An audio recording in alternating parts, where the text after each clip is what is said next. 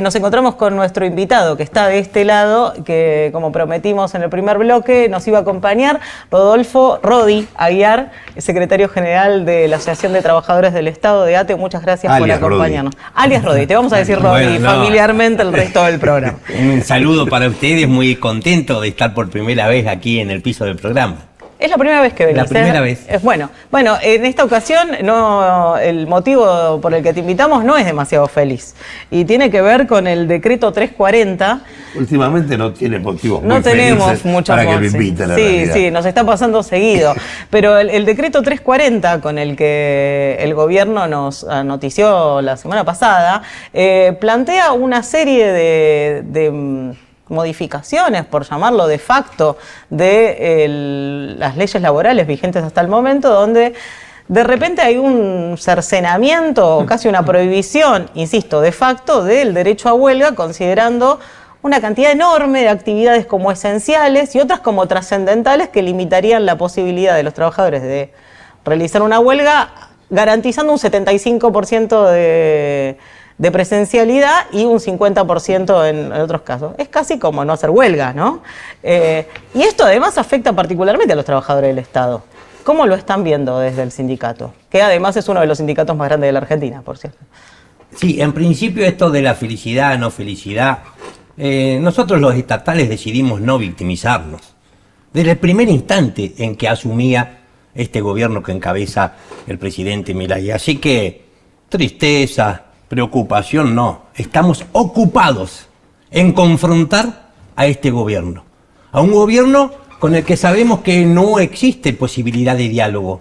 El diálogo no forma parte del manual de actuación, del catálogo de este gobierno, por lo tanto lo tenemos que confrontar. Desde allí creo que frente al decreto 340, el paro y la movilización que llevamos adelante la semana pasada, el día 22, lo puso a prueba. No lo acatamos.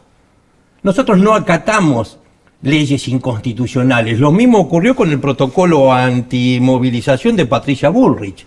Una decisión administrativa de un ministerio no puede estar por encima de la Constitución Nacional. Este decreto 340, sin lugar a dudas, se lo escribieron al presidente las multinacionales y los grandes grupos empresarios que operan en el país, porque claro que se admite la restricción a los derechos. Ahora, un derecho no puede ser restringido tanto, una extralimitación en la restricción que se impida su ejercicio. Y en el caso del derecho de huelga, estamos hablando de un derecho humano fundamental. No solo se agregan nuevas actividades esenciales, sino que aparece una figura nueva, que son los servicios de importancia trascendental. Y entonces en las primeras habría que garantizar un 75% de la prestación durante un paro y en los segundos un 50%. Toda huelga de esta manera se tornaría ineficaz, perdería todo sentido. Y aquí lo que tenemos que decir es que la esencialidad ya estaba regulada, está regulada en la Argentina desde hace más de 20 años, desde el año 2004, siguiendo los criterios de la OIT. Este decreto lo que viene a hacer es vulnerar el artículo 14 bis de la Constitución Nacional y el convenio 87 de la OIT. ¿Qué se consideran actividades esenciales? Todas aquellas cuya interrupción, puede generar un peligro para la salud, la vida o la seguridad de la población. Y el sistema hasta ahora funcionó muy bien, sin lugar a dudas. Este decreto está hecho para joder a los trabajadores y beneficiar a las patronales. Y limitarnos en el derecho. Por ejemplo, incorpora la construcción. Por ejemplo, la arena, los insumos de la construcción, arena, ladrillos. O sea, cualquier interrupción en esto afectaría la vida y la seguridad de las personas. La radio y la televisión, por ejemplo, exactamente. También. Bueno, además de este... Perdón, que digo, en un momento de persecución a los periodistas y de considerar a medios obsoletos. Ahí va, justamente, porque vos decías bien, Rodi, acá hay un decreto, un gobierno que se afana en violar la Constitución, ¿no? Y saca decretos que violentan leyes, normas constitucionales, y que hace de la persecución y la violencia un mecanismo sistemático. La semana pasada conocimos dos cosas que tienen que ver. Uno es el plan secreto de la CIDE que persigue a periodistas. Muchos periodistas trabajan en el ámbito estatal, en Radio Nacional, en la TV pública, en los canales y radios provinciales.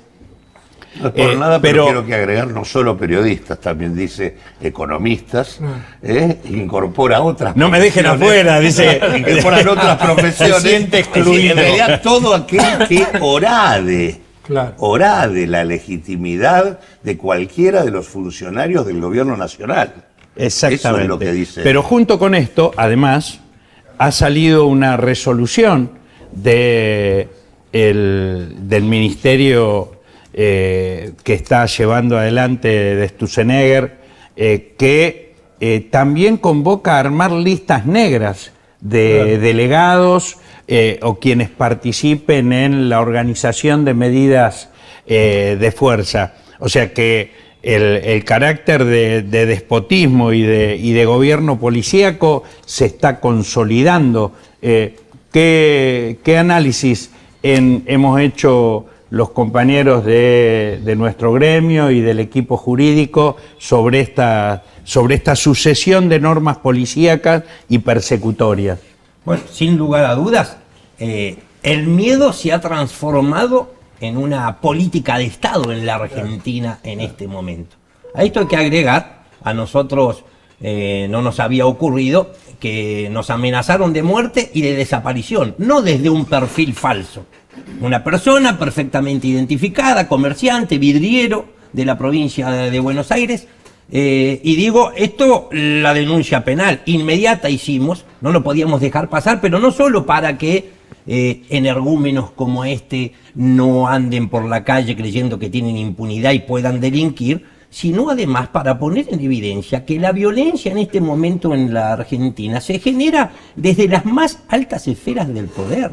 Es decir, la violencia es institucional, es el Poder Ejecutivo Nacional el que construye todos los días un clima de violencia. Esa resolución a la que vos hacés referencia, Cachorro, tiene que ver con el intento de reducir a su mínima expresión la representación sindical en los sectores de trabajo. Por supuesto que está todo orientado a que no exista resistencia. Los sindicatos, las centrales obreras, estamos siendo el último dique de contención. Yo digo, si nos dejamos arrebatar de estos derechos, bueno, poco y nada nos quedará a las trabajadoras y a los trabajadores. Pero aparte, la pregunta es, a ver.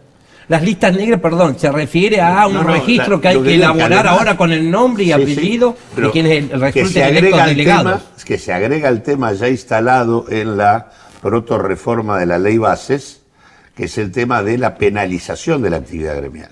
O sea, la posibilidad de la denuncia penal, que ya rige sobre quienes ejerzan actividades que obturen el funcionamiento de una empresa, ¿no? Digo, así que no solamente es, las listas negras se agregan a la penalización de la actividad gremial. Ahora la pregunta terrible entender que organizarse los trabajadores sea obturar una empresa, ¿no? Ponele que, bueno, paro, ¿sí? Los trabajadores, como decís vos, se pliegan masivamente. ¿Qué hacen? ¿Los echás a todos? No, en definitiva, el último paro de ATE tuvo más de un 90% de adhesión en toda la con el 90% de los laburantes. Esta medida no tiene ninguna posibilidad de prosperar. De todas maneras, a mí no me gustaría pasar por acá sin analizar, por ejemplo, el discurso de Cristina de Kirchner, porque pareciera ser que después de algún tiempo no solo aparece algún tipo de reflexión, sino que hay algo en lo que coincidimos, pero algo que yo quiero defender acá. Este planteo de la nueva estatalidad. En lo que coincidimos es en que, por supuesto, yo creo que después de 17 meses la batalla cultural la empezamos a equilibrar. Porque uno también tiene que pelear con muchos colegas suyos, incluso que están de este lado, pero que dicen, sí, Milei, pero, con esa desesperanza que tienen muchos colegas. Así que tenemos que enfrentar a Milei. Tenemos que enfrentar estas políticas de ataque sistemático a los derechos de los trabajadores y además a muchos colegas suyos que están de este lado, reitero, pero que siempre tienen un pero. Acá no hay ningún pero. No tenemos que dudar nosotros en dónde tenemos que estar parados. Pero digo, coincidencia con el discurso de la expresidenta, en tanto y en cuanto dice, empezamos a equilibrar la batalla cultural, porque yo creo que después de 1 año y medio, el pueblo empieza a tomar conciencia que cuando le dijeron motosierra al Estado, en realidad era motosierra a todos y cada uno de sus derechos. Un ejemplo concreto doy. Despidieron a los empleados públicos que tienen que desagotar las alcantarillas. Frenan la obra pública, no se pudieron construir desagües en los últimos 2 años y además desmantelan el Servicio Meteorológico Nacional.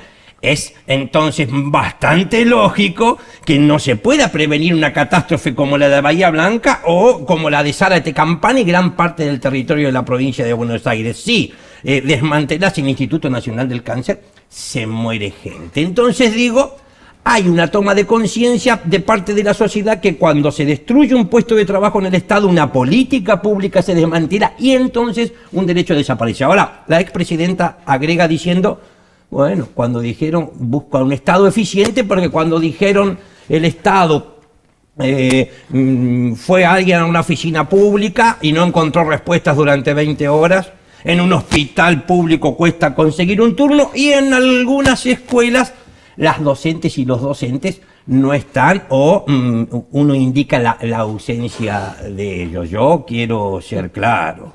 Las y los estatales curamos, educamos, apagamos los incendios, recolectamos la basura y hasta construimos reactores nucleares, muchas veces en pésimas condiciones laborales, además de salarios de hambre y falta de presupuesto. Por lo tanto, si hay algún área del Estado que alguna vez no funcionó, no es responsabilidad nuestra, de las trabajadoras y de los trabajadores. Es responsabilidad de los funcionarios y de los jefes que estaban a cargo. Por último, digo, hay que ver también la profundidad de las transformaciones que se llevan adelante cuando tenemos algún gobierno supuestamente nacional y popular. Quiero terminar con esto, perdón, porque si de un plumazo te hacen desaparecer el Ministerio de las Mujeres, si de un plumazo están haciendo todos los cambios que están haciendo, bueno, me parece que no habían sido muy profundos. Espero que la próxima vez, si le toca volver a un gobierno de estas características, cuando tengamos un Vicentín adelante, no volvamos a retroceder. Mirá, siendo justamente ese punto, a Vicentín, que de algo, la eficiencia, que de algo, que algo sabés. Algo que ver con eso, pero no importa, digo, el tema del Estado eficiente, ¿no? Porque dijo algo así como pasar del Estado presente al Estado eficiente, y la verdad es que la eficiencia del Estado se juega en la capacidad de disciplinar a las clases dominantes para que sepan vivir en sociedad. Y eso implica un conjunto de intervenciones del Estado que los gobiernos populares, incluido el de Cristina, no tomaron en cuenta. ¿Qué hacer con el comercio exterior? ¿Qué hacer con el sistema financiero? ¿Qué hacer con el sistema de precios? Digo, todo un conjunto de cuestiones y, por supuesto, el caso Vicentín, pleno gobierno popular. Cuando yo le planteo al gobierno popular que había que transformar a un delincuente como Vicentín en una empresa que podíamos transformarla en una empresa mixta, pública, de comercio testigo del comercio exterior, para controlar el comercio exterior argentino, me dijeron, no vamos a hacer nada, porque en realidad eso lo va a resolver el mercado.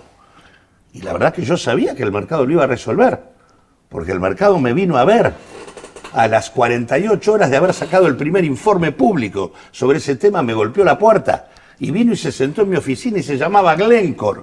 Era el socio de la principal empresa de molienda de soja en la Argentina, que es Renova, socio de Vicentín, que vino a decirme, bueno, los Vicentín han hecho algunos inconvenientes, nosotros nos queremos quedar con la empresa. O sea, el mercado iba a resolverlo. El gobierno popular me dice que yo tenía que dejar que el mercado concentre más el comercio exterior. Entonces, la falta de eficiencia de los gobiernos populares es por no haber encarado la tarea principal de cualquier Estado, que es ser eficiente en el control de las clases dominantes. Y en este caso, el mercado demuestra una vez más que es concentración económica y extranjerización de la economía. Y también lo que se está, reflexionaba mientras te escuchaba, Rodi, Sabien, se está ocultando una realidad concreta que atravesamos hoy.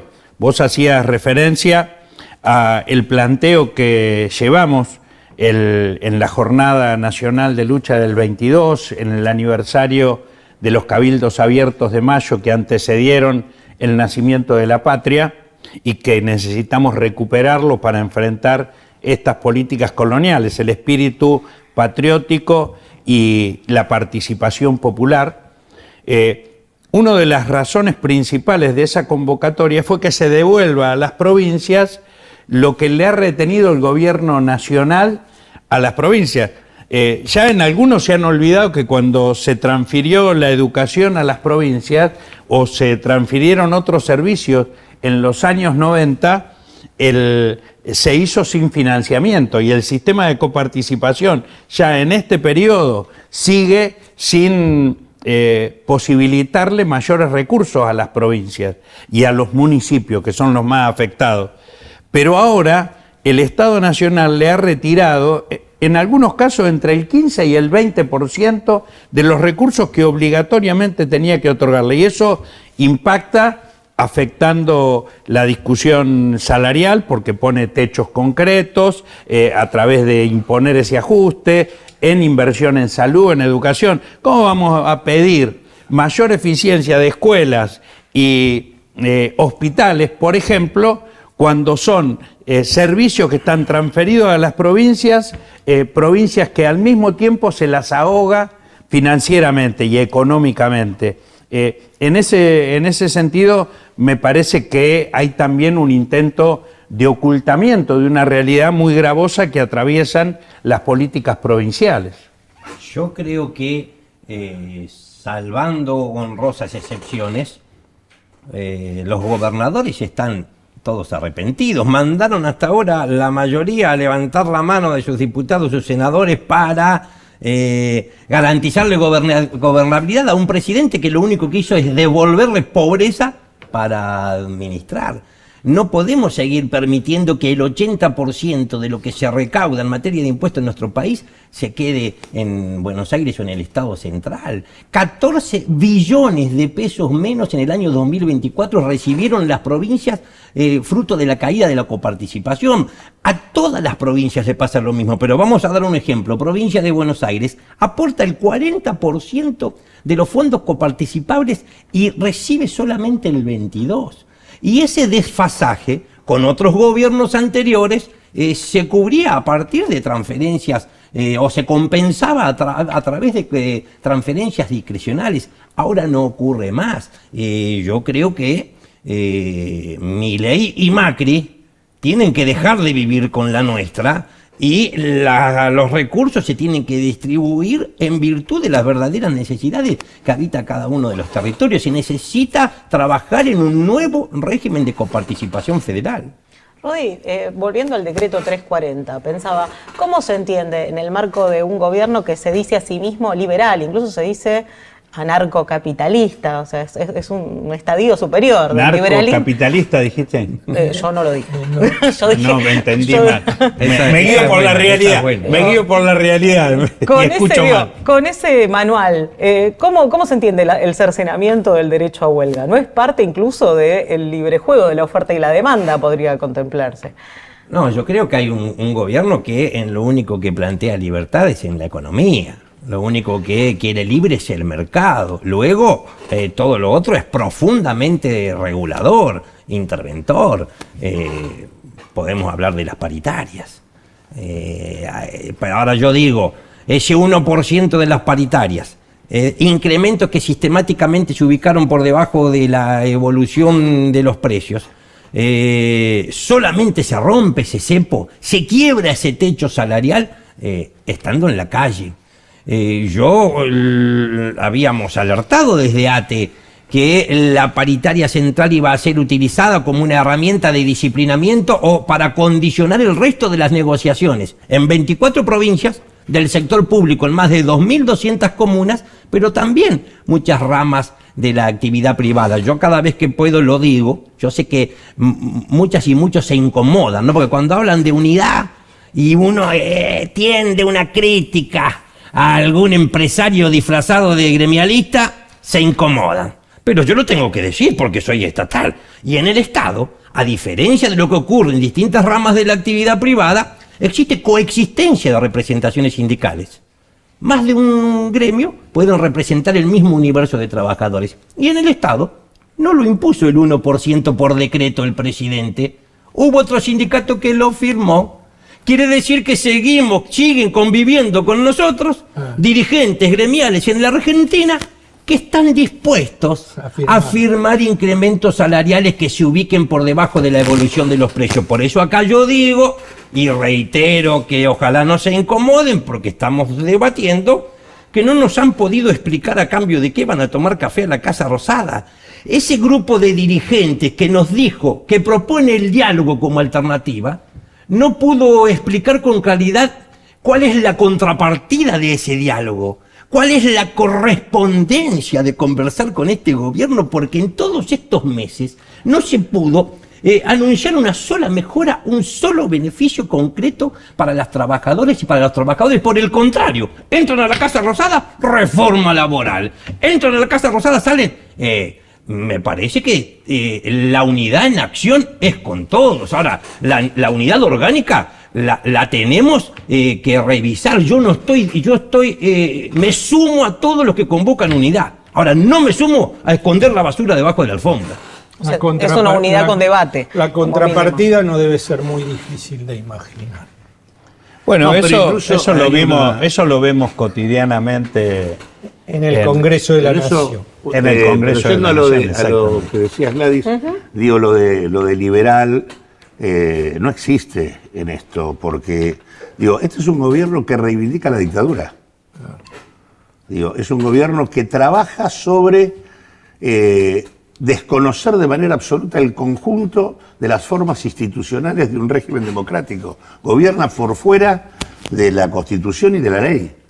Entonces, y por otro lado, en el terreno incluso de la economía, es una visión de la economía, que no es la visión liberal, es la visión austríaca, que es una visión en donde ellos lo que hacen es decir que son virtuosos los monopolios, las grandes corporaciones.